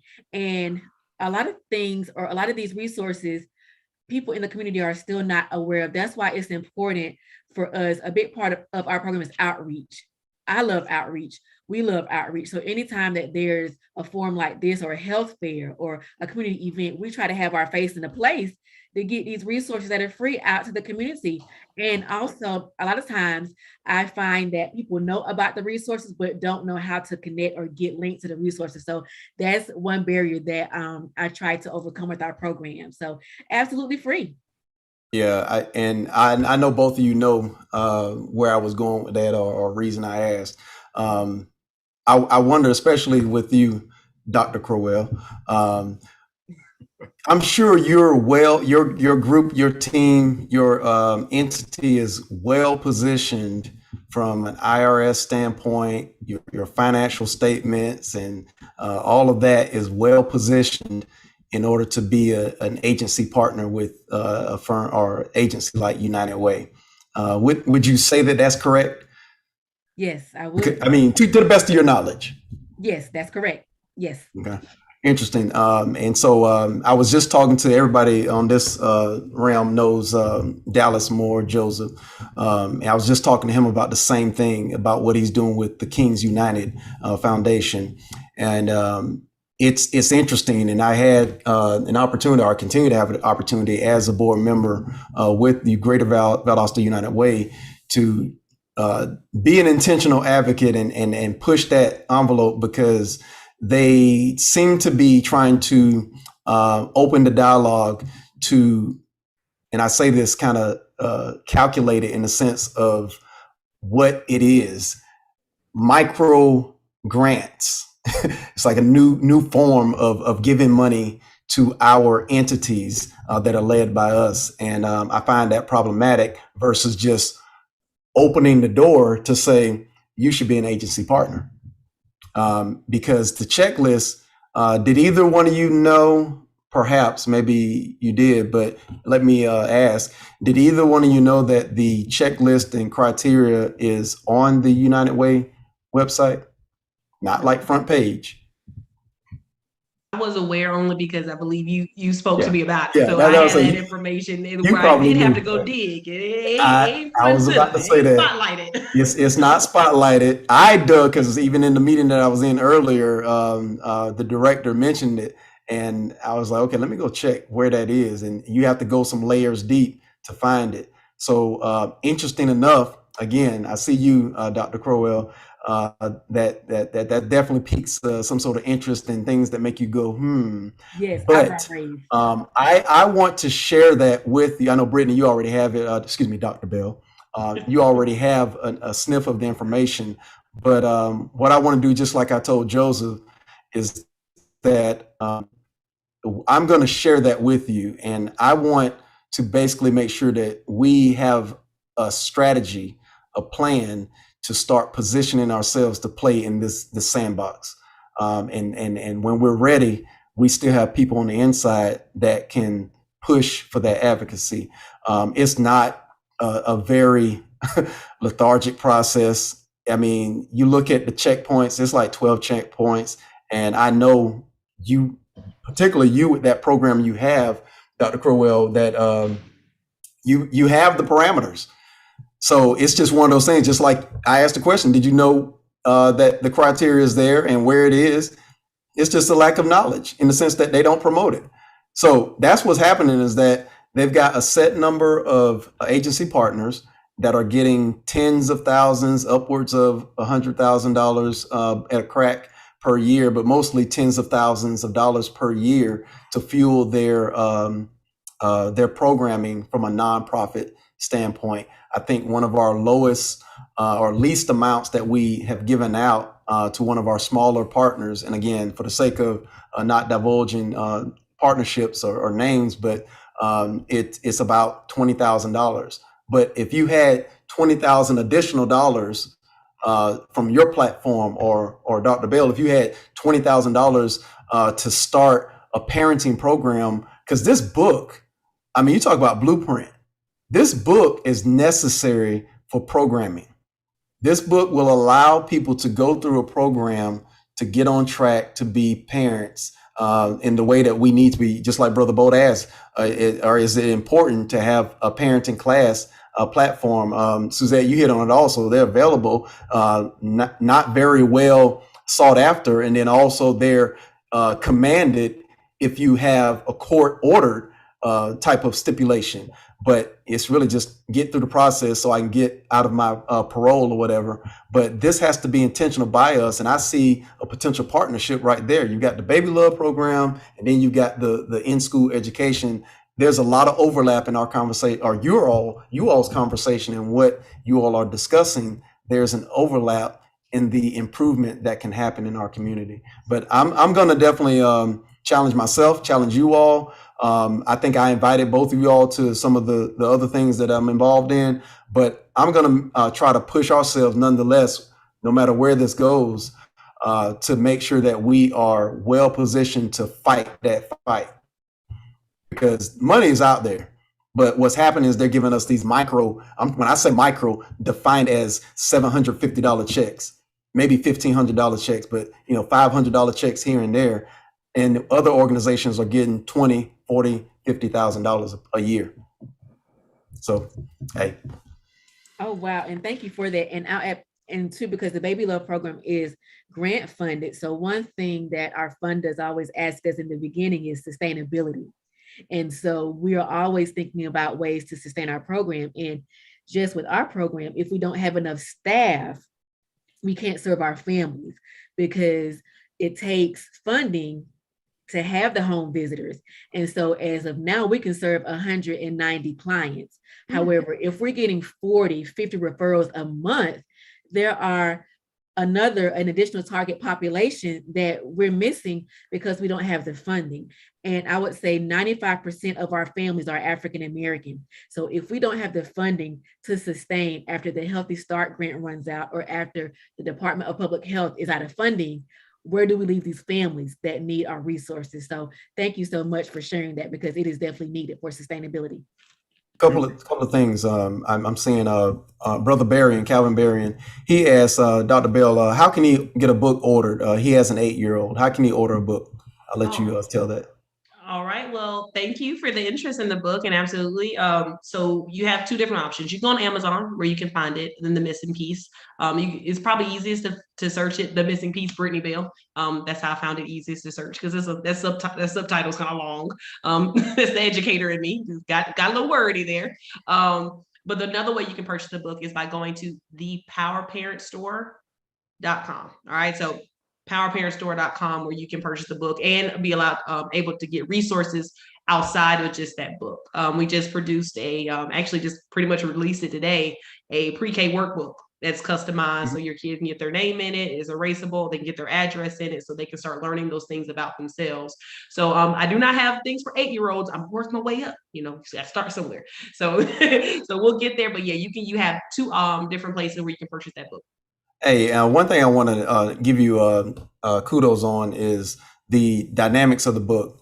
You've got little workbook type themes there where the parent can actually fill in some plan activities they need to do, such as building that team and things that they're going to do to advocate for their kids. It's basically, it's a blueprint. And so definitely for those that are interested in the book, get it. I like the fact, because I'm not one of those that just loves to read novels, but I like to read from an education and fulfillment standpoint. Nonetheless, don't put it out there that Dwayne doesn't like to read. But I like the way that the book is formatted. And I don't know if that was intentional, but the font size is decent. And you've got that double space factor in there Yes. that makes it very turn page friendly. You can get Yes. through the book. That was One thing definitely that, intentional. good. One thing that Felicia Williams asked, and that might be just from me in a sense, but if anyone can add to it, but which agency or let's just say resource is helping the older children? There's a gap in resources for older kids. Anybody have any thoughts on that? In what capacity? Oh, okay. I was just asking in what capacity did she need help? If she can add to that, we can definitely wait for that. But yeah, go ahead though, if any thoughts on the table. And what age group as well? And what age group? Age group. Okay. Okay. So I'm sorry, but for Felicia, if you will, while you're available, just type in what the age group is that you're specifically referring to, and what was the one you asked about, Brittany? Oh, it's just like, look, what did I just ask? My Like mind going blank again a little late. Yeah, what aspect of help is she looking for? Like mental help, what kind of help are you looking for? Yeah. Okay. Bo, what's up? Well, I was just going to say that I know that there are a lot of the resources that I've looked for my son, him being almost 18 now. I didn't find a lot. A lot of the resources were kind of informational, educational type of websites. They did suggest like support groups, counseling, therapy, team sports. There was a lot of that kind of stuff. But when it came to more like a group therapy type setting, there wasn't a lot of that. And I'm glad she asked that question, because that is a market or niche that is being overlooked. Children that, I think you all can correct me, I think the first 7 years are the psychological development years. I think, is it the first 6 or 7 years? Did you say like the first 3, Brittany? 3. Yeah. Okay, 3, and then I think it's 7 when you get to that child's mannerisms, character, all that's kind of set in. I think, I can't remember, but anyway, you're the doctor, so I'll roll. But after that, it's kind of like our children, the focus of our children's development kind of drops. And so, Miss Felicia is really correct about that. I'm thinking that when it comes to boys, because I like to focus on the men when it comes to the parenting, because we get overlooked in every situation. When it comes to children, we are the very last thing on the docket. But I know with the young men, the mentoring programs, getting them into character building courses and classes, things like that, I found those to be beneficial. But again, it's kind of like the parenting classes. A lot of them aren't available. Now here in Jacksonville, I've been able to find a lot more, but in Valdosta, absolutely not. If it wasn't the church, it was a counselor. I think that's another problem we have, but that's not tonight. But I would like to know as well, because our children, especially our young boys, are definitely being overlooked. And then the attention comes back on them when they're in their late teens, but their problems then. Yeah. So, yes. Just to clarify, Felicia does respond. She says basically middle school and high school age. She also clarifies in what capacity that would be behaviors / mental health. And then there's also another addition that I'll get into that Calvin talks about with regards to his desire to donate 10 copies of your book to kids of your choice. So I'll make sure that he gets your email address to y'all have that conversation and do that. I think it's a great thing for the Barian to do that. But when it comes to mental health, I'll just, kind of shout out the previous guest that we had, as far as Dr. Demetra Hill Kennedy, that I think she would be an advocate and resource that Ms. Williams should reach out to in regard to that. But if you all had other thoughts on that, I would definitely welcome your thoughts. And I'll add to that. I also served as a staff nurse at the Peaceway Counseling and Mediation Services here in Valdosta. Dr. Andrews are phenomenal.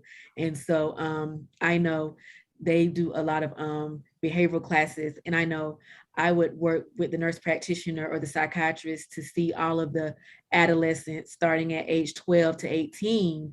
And I would go over all of their medication list and seeing how the medication is affecting them if they had, bipolar depression, schizophrenia. So I just know they have a great target population for that age group and concerns with behavioral health. And they also, if they are in need of, a counselor or a therapist, they can do that as well at Peaceway Counseling here in Valdosta. If I can chime in, I'm about to, like I always do, I'm going to put the onus back on parents. So in each one of your schools, right, there are counselors. And in the school system, we do a terrible job of making these counselors underpaid administrators, right? We do not let them actually counsel our children, but that is a free service. So those people in the schools are trained to actually go through therapeutic type of meetings with our children, right? And it's at school, it's not an after school, because a lot of our parents will say, like, I can't get them somewhere. If I find a free resource, right? I can't, how am I going to get them there? So your kid's going to a place that has an expert in social and emotional learning at their place where they're there for 8 hours a day, right? And we break for PE, we break for everything else, they break to have free time. We have, so as a parent, this is what I'm challenging us all to do, right? The school is what you make. All right, the board meetings are there, your school, your administrators are there. Start asking those questions at your school. What kind of services is the counselor giving to students here while they're here with you? What kind of programs? Because I know some great counselors at our school. We have Counselor Williams. I know at New Bern they have Counselor Love. And we have all these great counselors. And Miss Newsome at Lowndes High School, we have all these great counselors, right? But the parents have to say, hey, are you setting aside space? What kind of programming are your counselors running? Because it can be done. It can be done within their school day without a shameful thing, and along with other kids who a lot of times are going through very similar things, and creating those safe spaces where a kid can say, okay, I can do this. Now I have an adolescent partner with me, right? That is kind of going through the same thing. I can connect, and I have an adult that's not my parents, because sometimes that gets weird depending on how you raise your kid, what they're going to tell you, what they're not going to tell you, right? But I have an adult I can lean on that understands, that actually ask me. I had a kid today, I asked them, we're part of our social emotional learning. I said, how are you doing? And this kid, who gives me trouble most of the days, I call his name 7 million times. I love him to death, but he knows. But he goes, Miss Bell, it's been a long time since somebody asked me that. Happened today, broke my heart. All right, because he's a problem kid, right? And he just starts going and explaining stuff. I'm just like, this child is hurting, right? Because you see the problem, but this child needed somebody to be like, hey, it's okay to be weak, vulnerable. It's okay to just let that all out. And that person is in the school, and we're grateful under our great leadership. Our principal there, he has ability to get a counselor there who makes space for that. Right? So your schools have counselors at the end of the day. Parents, put the pressure, call your principals, ask those questions. Because, hey, they should be able to answer that. And if the question is no, we don't have anything, the next question is why. And you give them a little time to come up with something, and then you check back in with them, and then, you show up at those board meetings. And I'm just saying, the school is based on what the parents want it to be. The schools are what they are because parents have disconnected. Make that school what you want. I think they need to be there because we have law enforcement there. You have every other level of behavior modification available. Why not add something that doesn't involve you having to handcuff me or to accost me or whatever? I think that's more than reasonable. So I agree totally. So those resources, so they may not be out there, they're thin, and I agree that they're thin. We do forget about our teenagers because they start having what we call attitudes, and we try to get away from them as fast as we can. But we put in place. You call them and figure out, learn your counselor's name, figure out what they're doing, because that's a resource your kid is going to when they're going to school. Send them to the person who's there. Yeah, I also want to give a shout out to each one of you actually in your general profession, because there is no box that fits your job description, right? You're wearing so many different hats. And to that point, like for instance, Felicia on our chat, one of our viewers tonight, I always viewed her as an educator, and I identify her search, but that's not her profession. She's actually in psychology, and she's getting her another doctor on our viewers. She's getting her doctorate in education. But you find yourself wearing so many different hats, you know what I'm saying, throughout the course of the day and even after you clock out, right? So like you said, definitely the parents need to work in tandem with the educators or whatever, whoever the professional circle of influence is in your child's life. You have to work as a part of that village that we were talking about earlier, right? So I appreciate it. Kudos to you guys in your respective places. That definitely in education, because that's a whole different animal these today, right? Hey, Sora Felicia. Shout out to my sorority sister, Felicia Williams, Dr. Right. Williams. Hello. I knew that was your sorrow. So, Brittany, what's the next step for Dr. Bell? Obviously, the doctorate, but you've got the book out. It's definitely gonna do even better. You know, now that we pushed it out via the Black and the Bold, people are gonna hear about it after they replay this episode that we have going on. We're gonna advocate for it. And now that I've definitely acquired it and read it, I'm definitely endorsing it officially. Amanda and I are endorsing it from our Bridge Builder Education and Investments because definitely we stand behind everything that is in that book.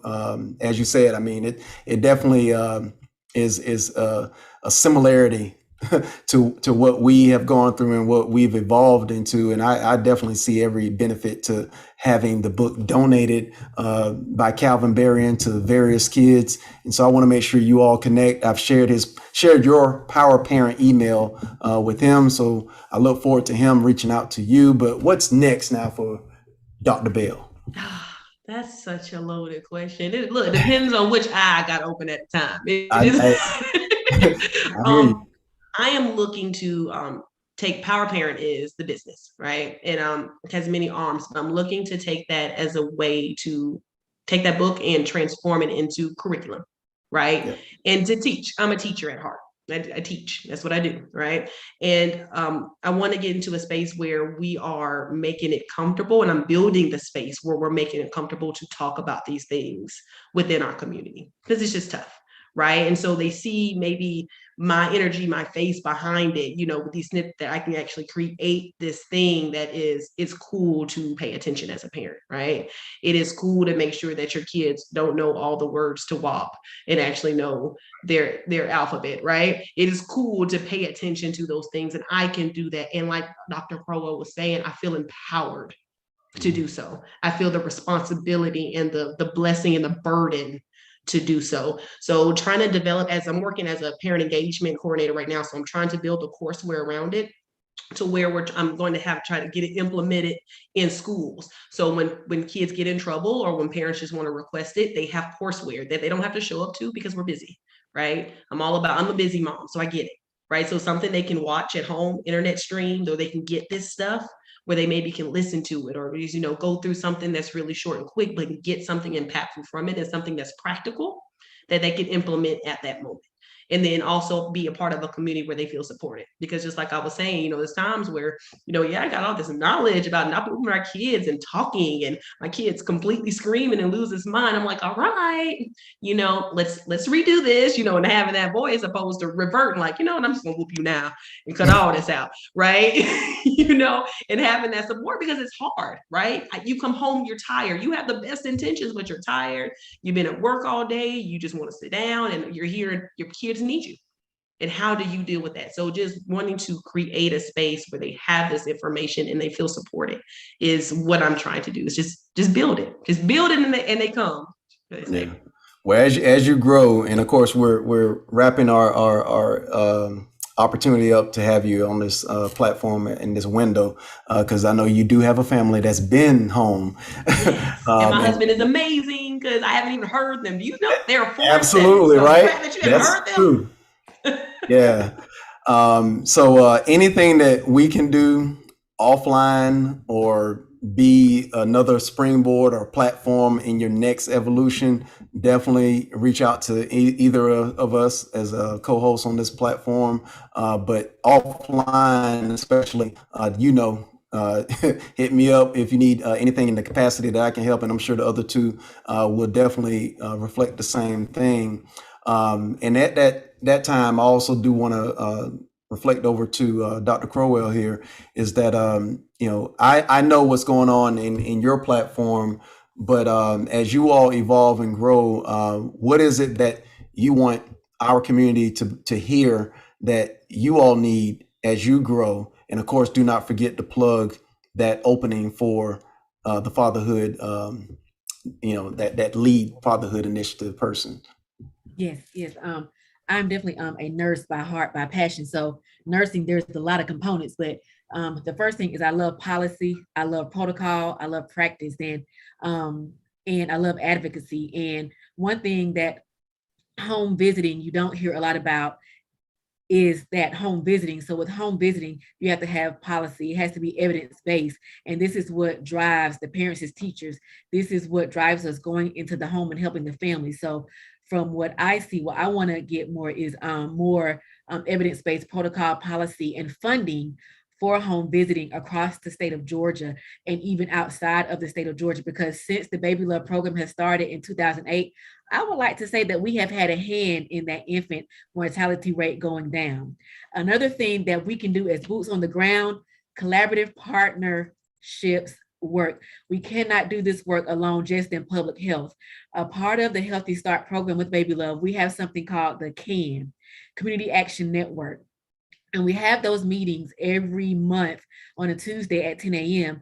And the goal is just to bring in partners together from like the education standpoint, from the public health standpoint, from the community standpoint, from the sorority, the fraternity, the faith-based organization, and just how can we help these families, whether it be resources for housing, whether it be job resources, whether it be just how can I go dress for success for a job interview? So we have certain people, organizations on this CAN to bring positive minds together for one common goal, to serve our families. So I want to broaden the CAN as well to get more partners on board, and even just how these families can have food just to make it from day to day. How can they know about the daycare services from day to day? Even how can they also know about clothes closets? A lot of our families don't have clothes. A family just lost their home due to a fire. So this CAN helps by knowing these resources. And our fatherhood part, we had a fatherhood CEO. His name was Mr. Muhammad, but he died last month. And so now we're having to take on this at a local level. We have posted a position for a part-time fatherhood engagement specialist that will be up to 29 hours a week.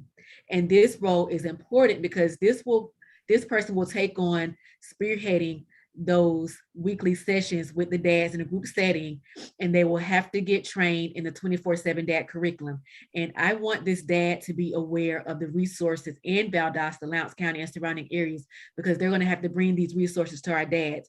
And if we could clone you, Mr. Johnson, if we could clone you, Mr. Mack, we would love to have you as fatherhood engagement specialist, because it's just about meeting these men where they are, meeting these dads where they are, to let them know, hey, you are important, you're needed in the home, and you're needed in the community. So just thinking about all that, I want to leverage our Baby Love program to more stakeholders, to get more on the United Way, agenda to talk about, because once our grant ends, where do we go from here? Because these families don't go anywhere. They're still here. People still having babies. People still getting pregnant every day, and they still need these resources. And then another thing on my agenda, I love health and wellness. I am a certified Zumba instructor. So my goal is to develop some Zumba classes. And in the African-American community, we have a high proportionate rate of high blood pressure, diabetes, obesity. And so at my church a couple of years ago, I did a 90-day health challenge where I did their initial assessment screening. I took their blood pressure, I did their weight, I took a list of all the medication that they were on. And within 90 days, I implemented exercise, I implemented a meal plan. And after those 90 days, some of my church members were able to come off their blood pressure medicine because of the healthy lifestyle impact change. So next for me, I want to develop something a business or whatever for the community to be able to implement healthy lifestyle change with activity, health and wellness, just incorporate also. I have a lot, as you all can see, in my mind as it relates to healthcare policy, exercise, because I want our community to be Black, bold, and healthy. So, if we don't hear it from people that look like us, if we don't know how to cook healthy, if we don't know how to bring them healthy meals to church functions and family functions and just have that at the front of our mind, who gonna tell us? So that's just kind of what's next for me.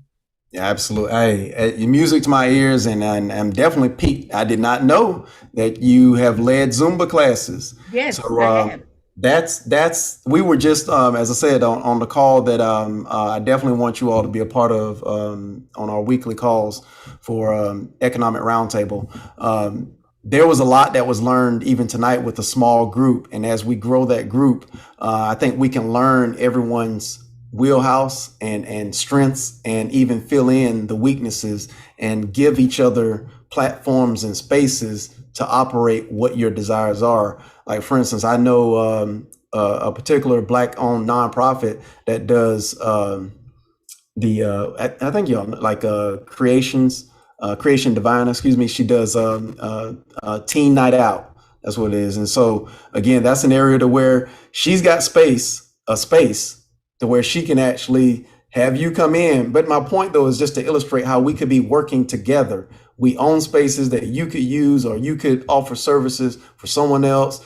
Brittany, you could be in a space that has a lot of either males or females, or kids or whatever. I mean, we just need to be sharing and collaborating. And that was, I think I heard that word used earlier, but that's where the space that I'm referring to, we need to definitely gain steam on. And again, as we close out, I do want to make sure we go around the room to our other co-hosts here. Brother Bold, did you have anything else before we let these esteemed guests go for their evening? Yeah. You're not used to being on here late like we are. Right. I just want to give you all, publicly appreciate the both of you. Thank you for your continued endeavors. Thank you for being professional. Thank you for being educated. Thank you for being movers and shakers in rooms that we aren't able to be in. I didn't let you all know this, Dr. Corwell, but I was actually the program manager in Tifton for Healthy Families, Babies Can't Wait, and Children's First. Okay. Very well familiar with where, we go into the homes and all that stuff. But I think moving forward, I think if you all could help us incorporate our brothers into this parenting conversation a lot more often. Tiffany, I know you're working diligently with that. And Dr. Bell, you're dealing with your students. And so, just help us encourage our brothers even more to be a part of it, and let them know that they're not just a wallet, that they are a part of the parenting process, even from birth. They are very integral with a lot of development of the child. So thank you again. You all are amazing people. Dr. Bell, it's my first time meeting you. Been an absolute pleasure. Thank you. Your spirit is amazing. I've heard great things about you from my good brother Black. So pleasure to meet you. And I definitely hope we'll be working together very soon. Thank you again. Root to the bros. And Lounge High One again. Bless you.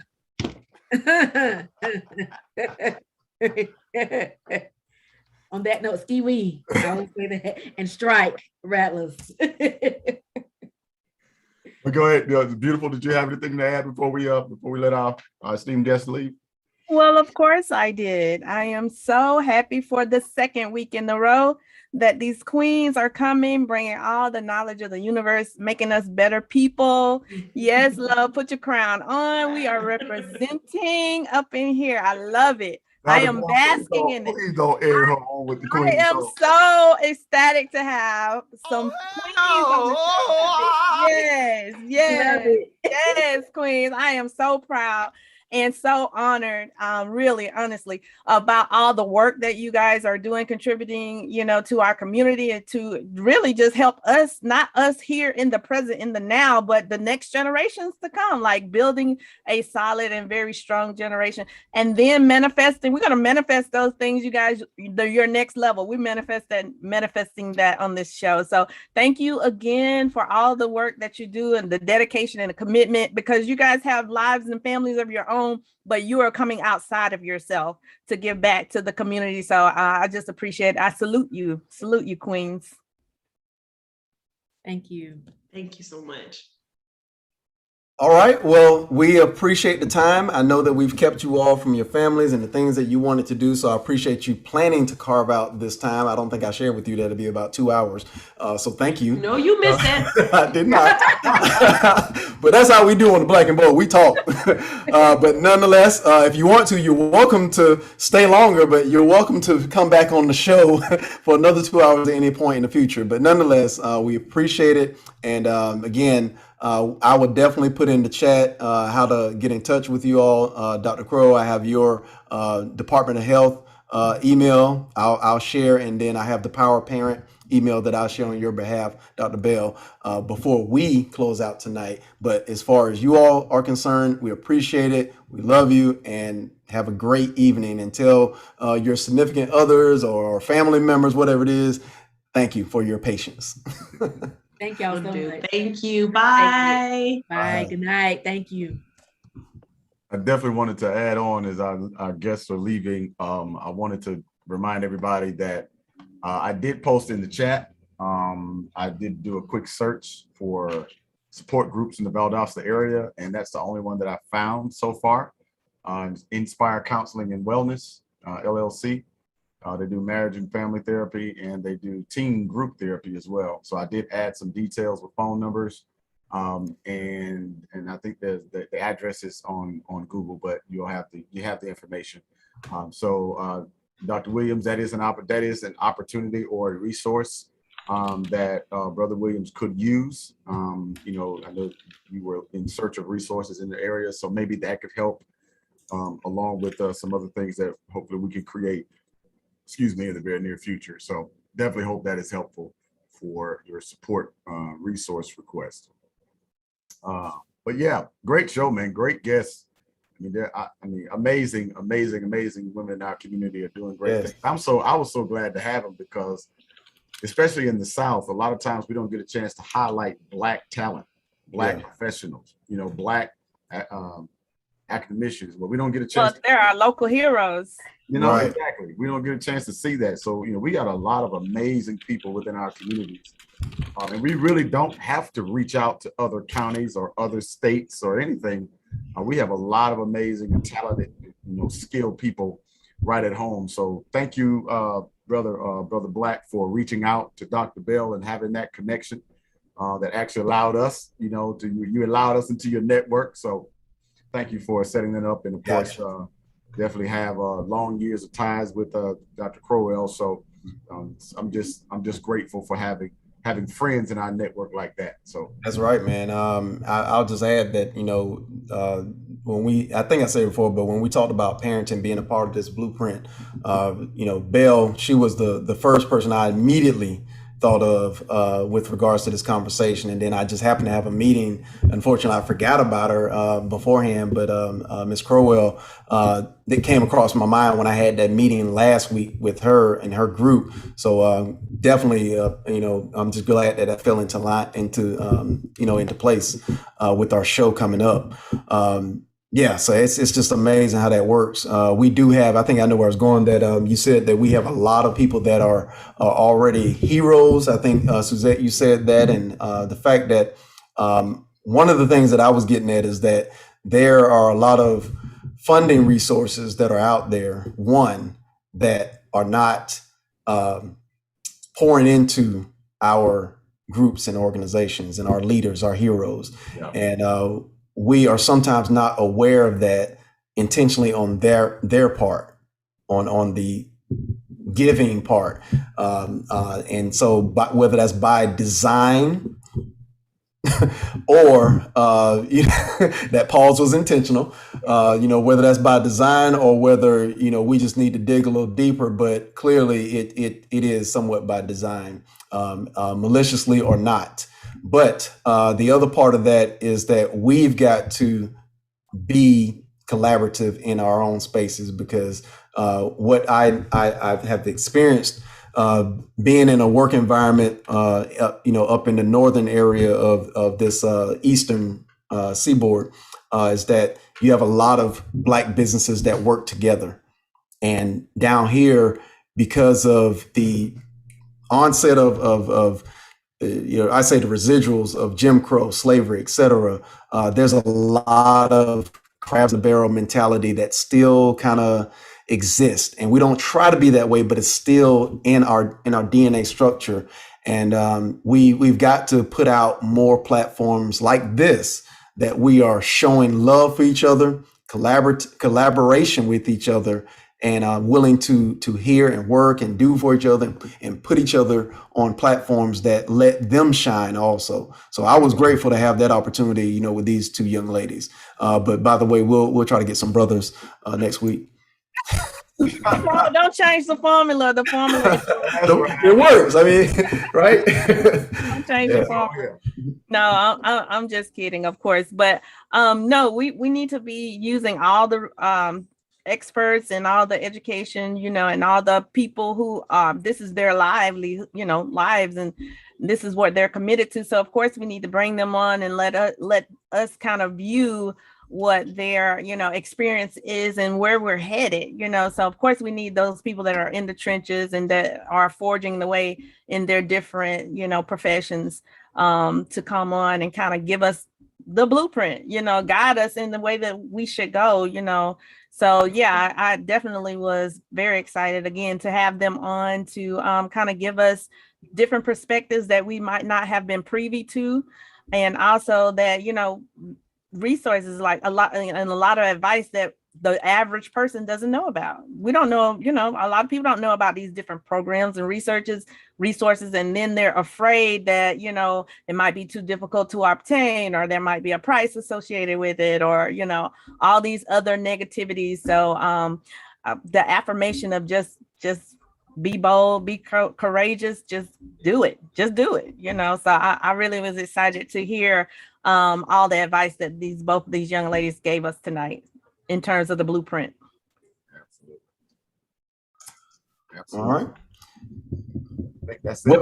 I think that's a good one, guys, and we've got some good response from those that were in the audience, if you will, sitting in the I guess the spectator realm with our chat. So we've got some good response there of a great show tonight. And again, as you leave out or you're getting ready to close out with us, please go ahead and click that like button. Again, for the algorithm's sake of YouTube, we want to make sure that this is showing up in a recommendation tile for everyone else. We've got some good numbers as far as subscriptions going up to this channel. So if you haven't already, please subscribe. Please share, but primarily hit that like button because, like I said, we can get all the help that we can with regards to the exposure of this, because we are trying to push out great content. And again, I think tonight was an example of what great content is for our Blueprint series. So appreciate that. Brother Bold, if there's nothing else, Suzette, if there's nothing else, but Brother Bold, if you would do us the normal honors with your words of wisdom. All right. Well, thank you all so much as we get ready to leave this wonderful platform. I just want to share these quick words of inspiration with you.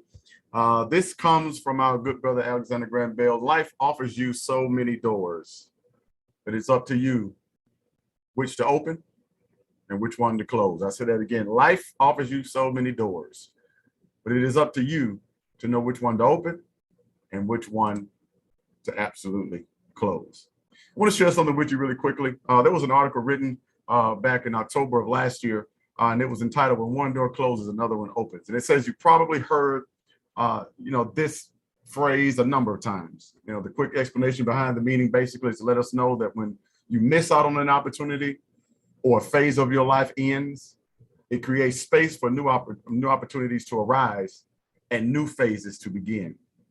To me, this makes sense and actually fits within the general laws of the universe, because things in life, they trend, and that trend kind of moves you to achieve a state of equilibrium or to maximize something, to arise out of the ashes. When something goes bad, something good is definitely brewing behind the next door. Things in life trend to achieve a state of equilibrium, to maximize something called entropy, which is a measurement of the order of disorder in the system. Basically, if something offsets that equilibrium in a negative way, with a door closing, then the natural universal response is to reestablish another equilibrium by opening a new door. I want to let you all know tonight that while the universe creates abundance and so many different opportunities to reset the balance, we as humans can sometimes be a little too narrow. We could be a little too narrow-minded, a little too micro and focus on the wrong things to even notice the possibilities all around us. Look at everything that's happening in our world today. There's a lot of things that are happening that could scare us. Seems like a door's closing. But I want to let you know there's something called entropy, where the universe can see a door closing in your life, but automatically create another one. There's a scripture that I always share with my children and my friends, and it says, the Lord will provide a way of escape in any trap that you're in. It's called entropy. Even the universe itself wants to see you win. So tonight, I want to remind you, don't get discouraged when you see a door closing. Keep looking. There's another one cracking open just for you. I love you. I wish the best for you. We'll see you here next Tuesday for another awesome show. And hopefully you would have walked through that new door. Till next time, peace, love, and light. See you.